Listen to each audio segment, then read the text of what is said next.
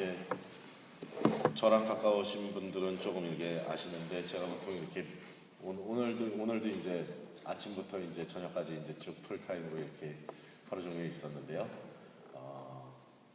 보통 저는 이제 학생 미사를 하게 되면은 학생 미사 강론 따로, 청년 미사나 어른 미사 강론 따로 이렇게 씁니다. 그래서 여러분들께 오늘 선택의 기회를 드릴게요. 사실 청년 미사 강론 어른 미사 걸로 준비해갖고 재미가 없어요. 근데 뭐 물론 강론이라는 게 재미로 듣는 건 아니죠. 중요한 것은 우리 마음속에 새기는 거니까요. 그런데 그 청소년 미사 때 반응이 생각보다 좋았어요. 예, 그렇다고 해서 꼭 또 그게 재밌는 거다라고 얘기하는 건 안 하겠는데, 그래서 어떻게 청소년 걸로 그냥 할까요? 아니면 청년 걸로 그냥 할까요? 어떤 게 좋을까요? 선택 한번. 청소년. 예, 그렇죠. 사실 예, 그럴 줄 알고 미리 페이지도 청소년 걸로 펴놨습니다. 예. A라는 사람이 있고 B라는 사람이 있습니다. A라는 남자가 있고 B라는 남자가 있는데 A, B 이렇게 얘기하면은 조금 재미가 없으니까 그래요. A라는 남자는 육종문 스테파노 우리 회장이라고 치고 바로 옆에 좀 전까지 있었는데 어디 갔지? 스테파니야? 어디로 이사 갔어요? 예, 뭐 잠깐 개인적인 용무로 보러 갔나 보네요. 예, 스테파노가 지금이야 결혼을 했지만 스테파니아와 결혼하기 전까지 처음이 있었을 거 아니에요, 뭔가. 그쵸? 그러면은 마음이 있었을 거 아니에요. 그럼 마음을 어떻게든 표현을 해야 되는데 사실 대놓고 나는 그대가 줬소 이렇게 처음부터 얘기하는 사람 별로 없죠. 맨 처음에 어떻게 해요? 우리 커피 한잔 할래요? 뭐 이렇게 시작을 하죠.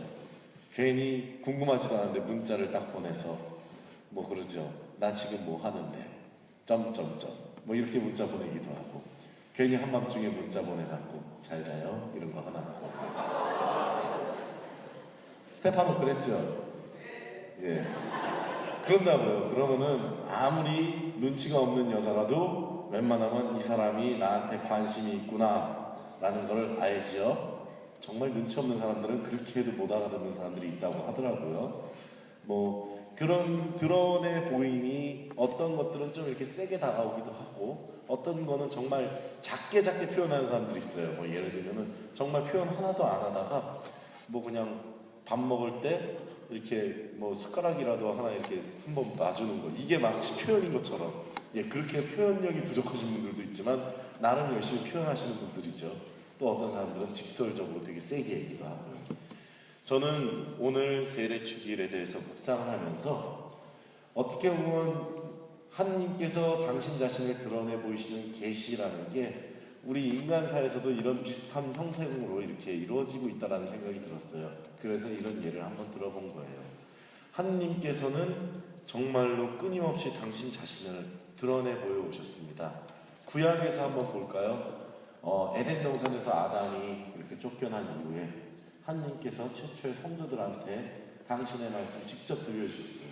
그러다가 어떤 표징을 보여주신 적도 있고 그 이후부터는 표징을 보여주시기도 했고 또 어떻게 했죠? 예언자들을 통해서도 말씀을 전해주시기도 하고 천사들을 보내기도 했습니다.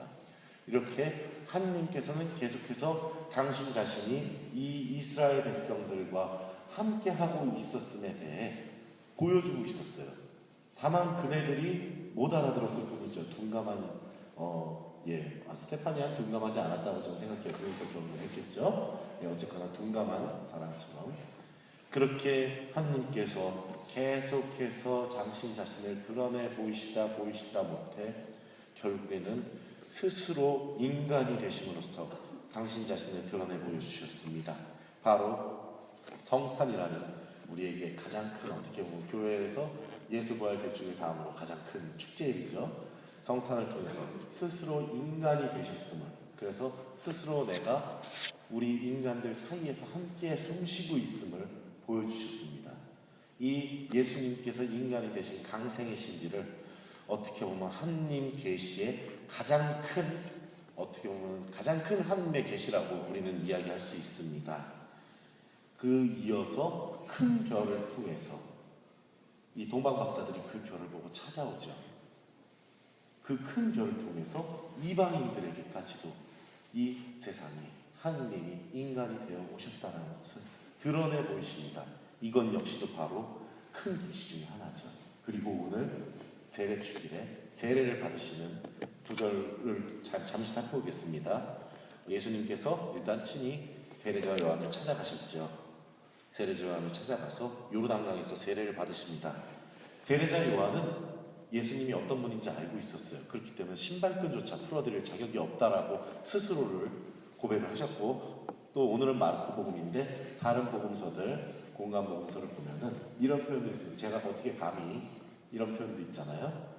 그렇지만 예수님께서 원하셨기 때문에 세례자 요한이 세례를 주시죠. 그렇게 해서 세례를 받는 그 순간 성령께서 비둘기의 형상으로 나타내셔서 이는 내 사랑하는 아들, 내 마음에 드는 아들이다 라고 말씀을 하십니다. 이로써 예수님께서 하나님의 아들이라는 것이 직접적으로 선포가 되는 것이죠. 주님께서 이처럼 우리에게 당신 자신을 계속해서 드러내 보이시는, 계시하시는 이유는 과연 무엇일까? 저는 그 이유가 그만큼 주님께서 우리를 너무나도 사랑하시기 때문이라고 생각합니다. 사랑하기 때문에 계속 관심이 가고 마음이 쓰이고 내가 사랑하고 있음을 보여주고 싶으신 거예요. 그리고 사랑하기 때문에 뭐든지 주고 싶고, 그래서 심지어는 목숨까지도 내놓으시는 그 사랑, 그것을 우리에게 주셨습니다. 당신의 이 크신 계시, 사랑의 계시 앞에서 우리는 과연 신자로서, 믿는 사람으로서 얼마나 그 사랑을 받기에 합당한지 한번 생각해 보아야 하지 않을까 싶습니다. 오늘 복음 말씀에서 예수님께서 몸소 세례를 받으셨듯이 여기 있는 우리 모두도 똑같은 형태, 물론 방법적인 측면에서 약간은 다르지만 우리 역시도 세례를 받았습니다. 성부와 성자와 성령의 이름으로 우리는 세례를 받고 하나님의 자녀가 되었습니다. 정말로 내가 사랑하는 아들, 내 마음의 아들과 딸로 다시 태어난 것이죠. 우리 모두는. 그렇지만 우리가 이렇게 하나님의 자녀됨에 있어서 정말로 참 자녀다운 삶을 살아가고 있는가에 대해서 우리 먼저 반성해 봐야 할 것입니다. 하나님의 아들과 딸이라는 가장 중요한 것이, 저는 여기서 하나님의 아들과 딸이 됨으로써 우리에게 부여된 가장 큰 숙제, 주님께서 우리에게 원하셨던 가장 큰 것은 바로 당신께서 사랑하신 것처럼 우리도 이 안에서 서로 사랑하는 그것이 아니었을까 생각합니다.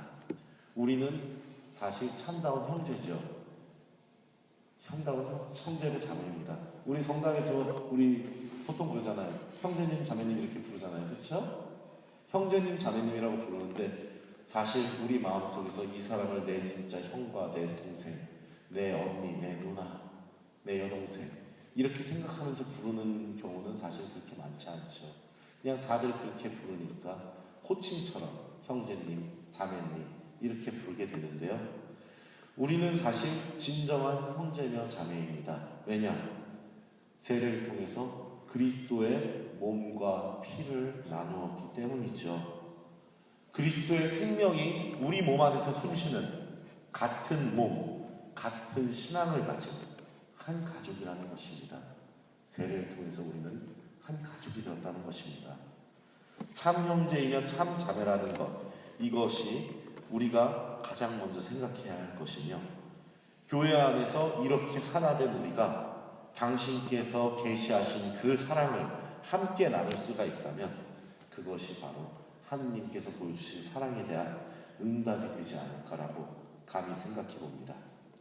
주님의 성탄과 공연, 세례 사건을 기억하면서 당신 자신을 끊임없이 계시하고 계시는 주님의 사랑에 감사드리며 그 사랑에 합당한 자녀가 되기 위해 우리가 모두 교회 공동체 안에서 서로 사랑하면서 서로 아끼면서 진심으로 서로가 서로를 대하는 그런 한 가족이 되어야 될 것입니다. 잠시 묵상하시겠습니다.